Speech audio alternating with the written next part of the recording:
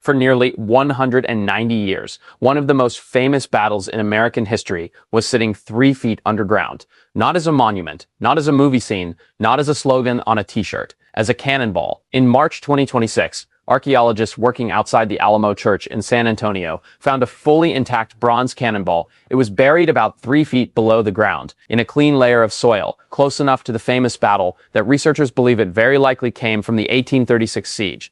That alone would have been the kind of discovery an archaeologist remembers for the rest of their career. Then, a few months later, it happened again. On the 2nd of June, 2026, the Alamo archaeology team found a second intact cannonball, this time made of iron. It was discovered near the northeast corner of the Alamo Church, close to where the bronze one had been found, and at roughly the same depth. 2 cannonballs, same area, same layer. Nearly 190 years later, that is the little doorway into the larger history. Because the Alamo is not just a building. It is one of those places where history, memory, myth, politics, tourism, and archaeology all stand on top of each other. Millions of people know the phrase, "Remember the Alamo?" Far fewer think about what might still be buried beneath it. The Battle of the Alamo took place in 1836. During the Texas Revolution, Mexican forces under Antonio Lopez de Santa Anna laid siege to the old mission compound in San Antonio. Inside were Texian defenders, including William Barrett Travis, James Bowie, and David Crockett. The siege lasted 13 days. At dawn on the 6th of March, Mexican troops attacked. The fighting was over in roughly 90 minutes, and the defenders were killed.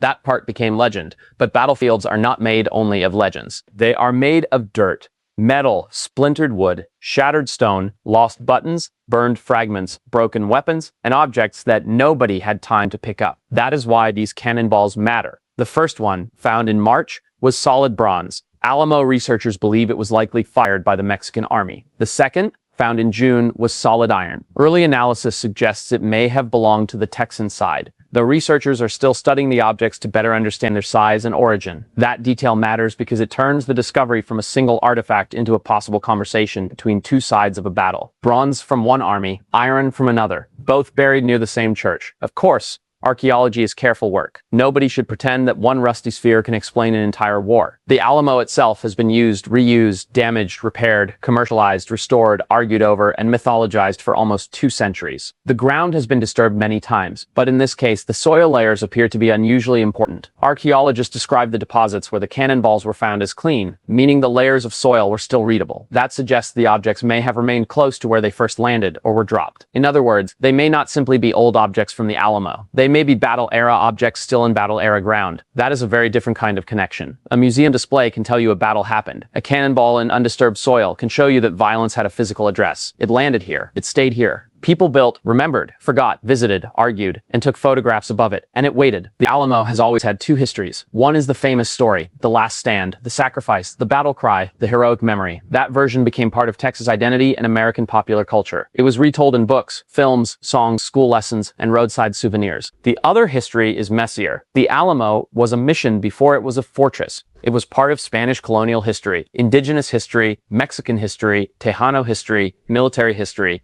and modern city history. Its meaning changed depending on who was telling the story. That is why archaeology is so useful here. It does not replace memory, but it interrupts it. A cannonball does not give a speech. It does not care about slogans. It does not know whether later generations turned the battle into myth. It simply exists as evidence that something happened in that place. And sometimes evidence is quieter than legend, but more stubborn. The strange thing is that visitors today can walk through the Alamo and feel as if the story is finished. The battle happened. The defenders died. Texas independence followed. The site became famous. The end, but the ground is still producing footnotes, and not small ones. Finding one intact battle-era cannonball would be rare. Finding 2 in 3 months, just outside the church, is the kind of discovery that reminds us how incomplete even famous history can be. The Alamo is not an exhausted story. It is an active archaeological site. That matters because famous places are often the hardest to see clearly.